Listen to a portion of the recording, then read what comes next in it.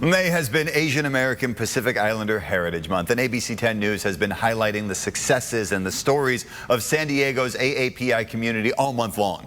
Today, we want to look at one of the concerns of the community, that a lot of the traditions, especially that revolve around the food of the AAPI culture, aren't exactly the healthiest things that you can eat. To talk about ways that people can still feel connected while watching their health, I'd like to welcome Sharp family physician Dr. Joseph Novencito. Thank you so much for joining us. Thank you, Jared. Doctor, you're a member of the AAPI community, and we were talking before about all the foods you love to eat and how much this is a part of your family and your identity.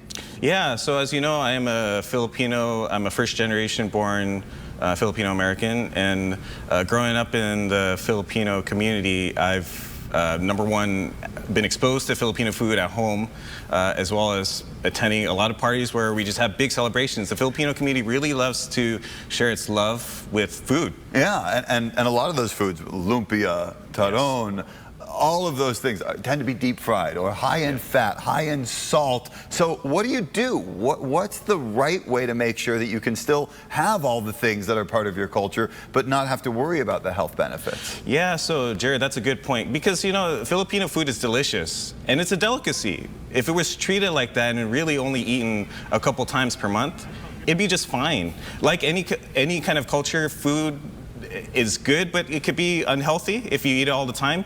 So if I have patients who, for example, eat rice, right, which would be fine. It has a high glycemic index, and if it was eaten once or twice a month, it'd be fine. But patients of mine will eat rice 3 times a day. They'll eat it for morning, at breakfast, lunch, and dinner.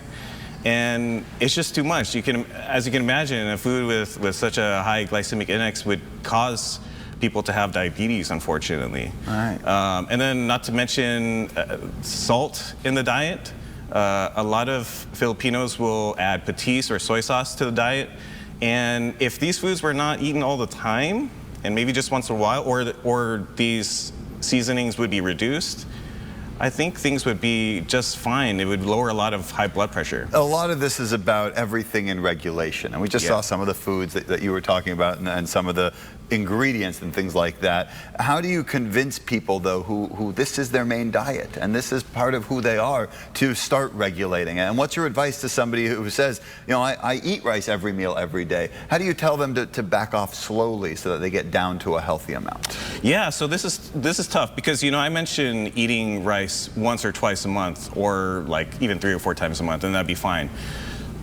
Trying to do that would be impossible. So if they could start by lowering the amount of rice per meal, or making a commitment to maybe eating rice once a day, starting there, and then kind of just weaning off the rice, that would make a huge difference in lowering blood sugar. And the same with all the other types of foods. The same for all the other types of foods. And I didn't mention beef and pork and chicken. These are foods that are included in recipes like chicken adobo, pork adobo, sinigang.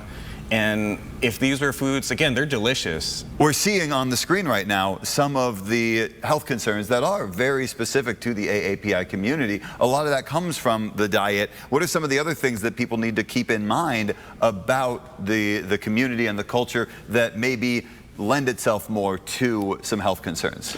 Okay, so other things to really recognize is exercise. So like if these are people who are eating rice 3 times a day, but they also got up and ran 10 miles a day.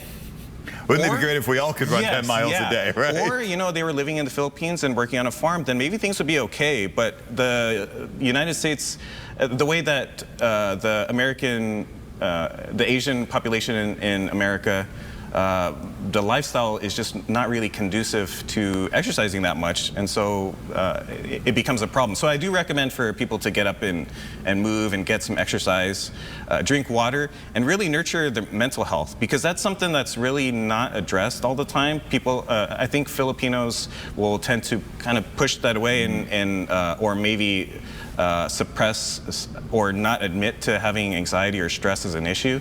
But it really contributes to a lot of health conditions. All right, Dr. Joseph Novencito, a lot to think about for our members of our AAPI community, not just during AAPI Heritage Month, something to maybe build on for the entire year. Thank you very much for joining us this morning. Yeah, thank you.